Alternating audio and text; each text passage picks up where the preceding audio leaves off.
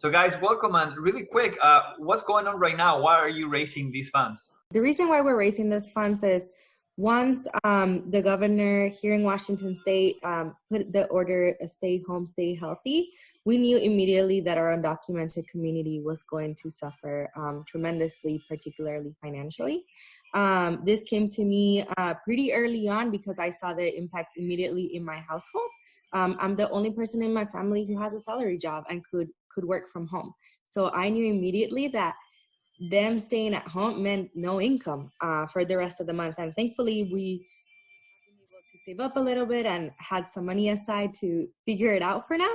But we knew that that wasn't going to be the case for everybody else. So that was when I went to my team at WDC and asked, hey, you all, we should do a fundraiser that's specifically for undocumented folks. We had seen a couple here and there across the state for artists, a couple across the nation for particularly vulnerable groups, but not one dedicated to our state specifically, the entire state for undocumented folks.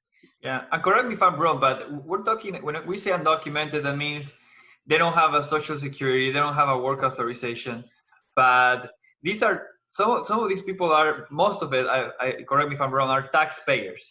So, yes. And this is the same system that the government is going to use to distribute the funds, as I was reading.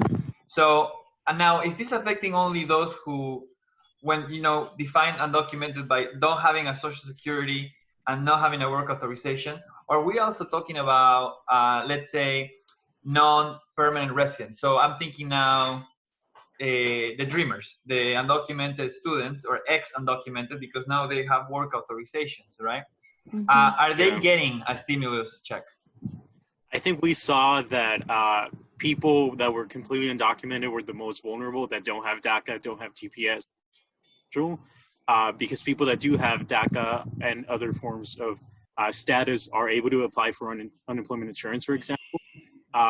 However, when we were partnering with NERP and other organizations and nonprofits, so when we saw that stimulus package come through, we realized that DACA recipients in general are able to receive that stimulus check, but if there's anyone else on their joint tax return, if their spouse is undocumented and filing with an ITIN, or if they have a dependent that's undocumented and filing with an ITIN, then the whole family automatically doesn't receive any aid, and not even for the people that do have status, so that turns into a zero from the federal government. So that's why we saw there's definitely subsets of the population that's more vulnerable, but mixed status families are also being impacted by that. Okay, now we're talking, I read in the fundraiser page, we're looking at 100 families, and assuming that we reach that you guys reached the 150,000 goal, which would give you enough funds to help 100 families with distribution of $1,500 per family, right?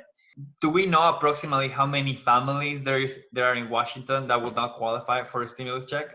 I think I saw that, not families per se, but there's about over 100,000 underage minor children that are U.S. citizens that have an undocumented parent. So at least that amount of kids won't be receiving any help, and that means I think it's about 7% of the families in K through 12 wouldn't be receiving a stimulus check.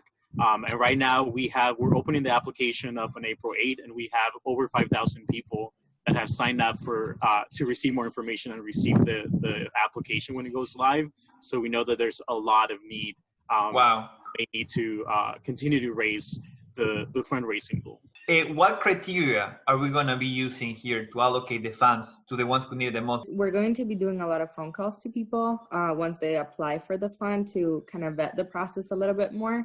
So after seeing where they live and things like that, we can to them, not in writing, but in phone calls.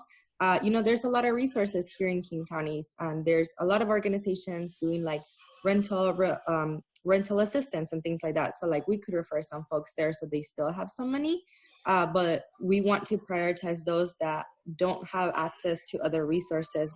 Now, considering that we're in a countdown, right? Because I think that there is more financial pressure as the lockdown continues. Are these funds going to be released kind of like on the spot as you're talking to someone you feel they're a good fit?